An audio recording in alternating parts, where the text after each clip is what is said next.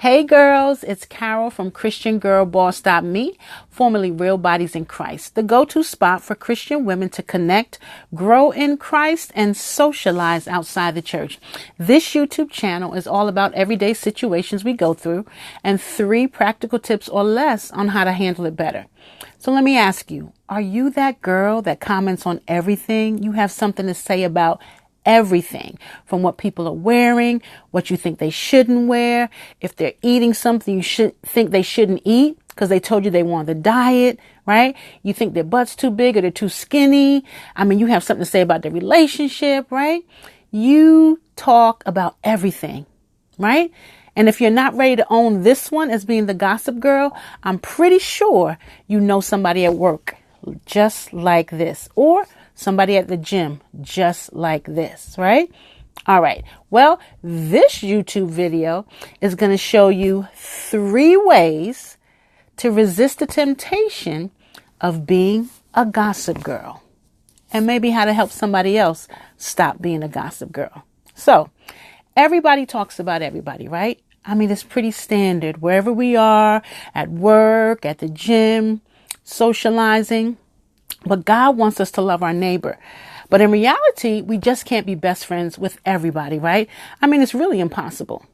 I mean, honestly, none of us would have a close circle if we loved everybody or everybody was in our circle. So when God says love our neighbor, He's saying treat everyone the way we would want to be treated. Now, by acting in this way, we're being an example of God's love to everyone, even those people that are not in our immediate circle. Now, Matthew 7:12 says, so whatever you wish that others would do, do also to them. For this is the law and the prophets. And you've heard this before, right? Do unto others as you would have them do unto you. Simply put, do you want people talking about you? Then don't talk about people. Do you want everyone commenting on your clothing choices that you love? Then don't talk about theirs, right? I mean, you're not going to like everyone's outfit. You wouldn't wear it, but that's okay. That's why Marshalls, TJ Maxx, Dolce & Gabbana are here to give us all choices. Now, just because you wouldn't wear it doesn't mean you should talk about them. And that's hard because believe me, I know some people be wearing some crazy stuff.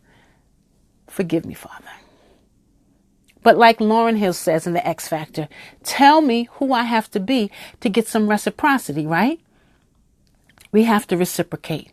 So the first point, we have to understand the difference between gossiping and the sharing of information, which sounds so much better. Now, when you gossip, you're usually sharing negative things.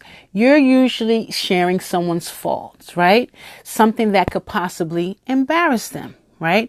You're sharing details about them that maybe they wouldn't approve of, and they might have asked you not to tell anybody. So if you did, you're gossiping, right? So your intention is bad. Now, when you're sharing information, you got to make sure it's okay with that person, or it's information that can be used for good. So, for example, if you're talking about my shoes and you're sharing so others will know where I got them on sale, that's a good thing, right? But not that they're ugly or I have a big foot, because that's a negative thing. And by the way, I would never, ever wear ugly shoes. Now, the second point on how to resist being a gossip girl is your mind is idle or your hands are idle. Now, there was a club song back in the day, and one of the lines of the lyrics was, an idle mind is a playground for the devil.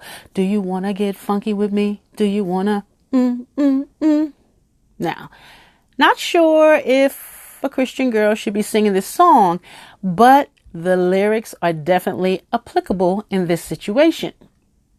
And I've always believed that, right? If you have too much downtime, if you're not purposeful, right? If your mind is always idle, then all kinds of stuff can infiltrate your brain, right? And that's what the devil is waiting for those open times where he can get in and start filling your head with all kinds of nonsense, right?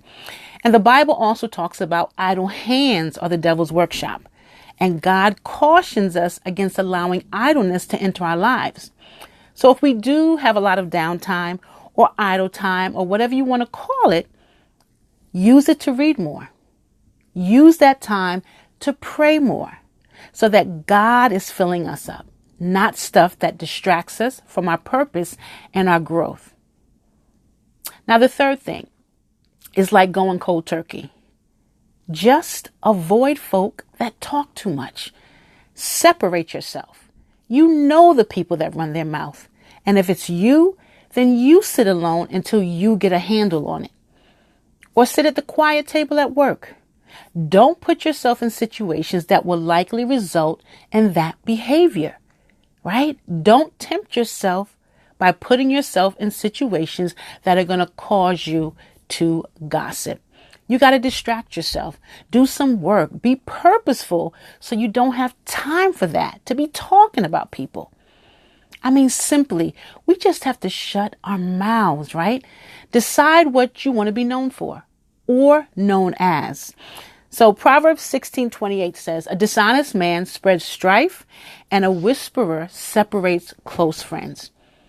Now, none of us want to be seen as dishonest or shady, right? So ladies, let's work on it. All right, girls, I hope this helped. Like, subscribe, share it, and comment on this. What kind of things do you find women gossip about most? Check out our next event, The Art of the Head Wrap, at christiangirlboss.me. Hope to see you there. Walk good.